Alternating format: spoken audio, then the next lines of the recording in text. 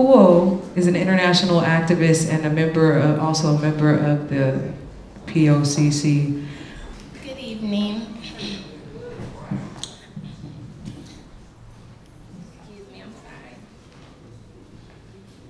My name is Kulwa and I do international work with the Prisoners of Conscience Committee, and it's an honor to be here on behalf of the POCC and in honor of our brother Mumia Abu-Jamal.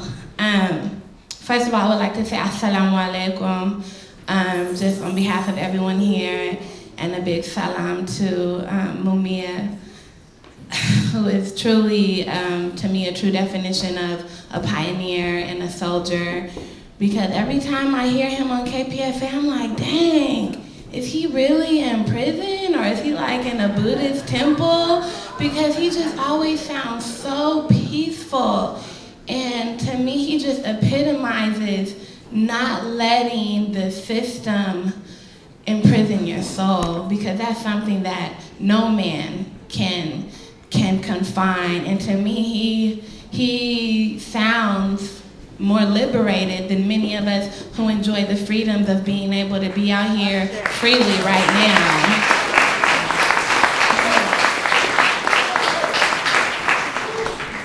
So the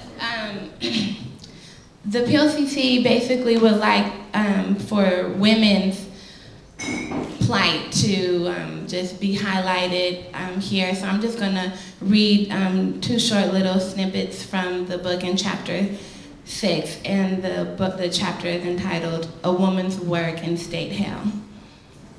This is the second paragraph.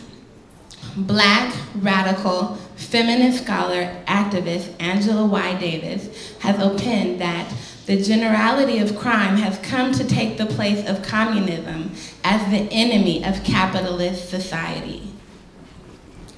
Quote, communism is no longer the quintessential enemy against which the nation imagines its identity, writes Davis. Quote, this space is now inhabited by ideological constructions of crime, drugs, immigration, and welfare. Of course, the enemy within is far more dangerous than the enemy without, and a black enemy within is the most dangerous of all. And so if we really just think about that paragraph, we can say that it's definitely true. You know, right now the Cold War is kind of over. You know, it's not as taboo. Well, communism, in other words, still is rather taboo, but I can totally see what she means by saying that it has kind of been replaced with communism.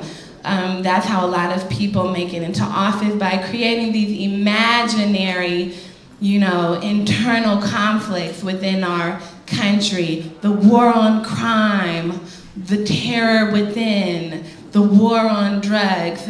However, we never seem to talk about who's really funding those wars and who's rather the victim, the true victim of that funding. And this is the other paragraph I'm going to read on page 168. According to some thinkers, the surge in black imprisonment could be traced to the emergence of the black liberation movement of the 1960s and 1970s. Similarly, the heightened imprisonment seems to bear some relationship to the emergence of the women's liberation movement and the struggle for the Equal Rights Amendment during the latter period of that movement. This suggests that prison serves a profoundly political function to discipline, subvert, and disempower social movements by disabling potential members. Conviction brings with it a concomitant loss of the tools of civil activity, specifically the vote, and social mobility, such as the ability to acquire licenses or professional clearances. Women, upon leaving prison, are less able to secure the economic wherewithal to support and protect their families and children. And it's true, and a lot of times, I'm so glad that women are talked about in this book, because a lot of times when we think of women, or when we think of prison rather, we mostly think of men, and we forget about women in prison, and we forget about how hard their transition is back into, you know, the quote unquote free world, and the lack of programs that there are to get them readjusted with their families. And another big problem that also is talked about, I think, in this book is just the effect on the family when women are gone to prison, and their children, and the system that takes over their children. And so it's a huge thing, and I'm just so honored to be here again, and I'm so glad everyone's here. Thank you.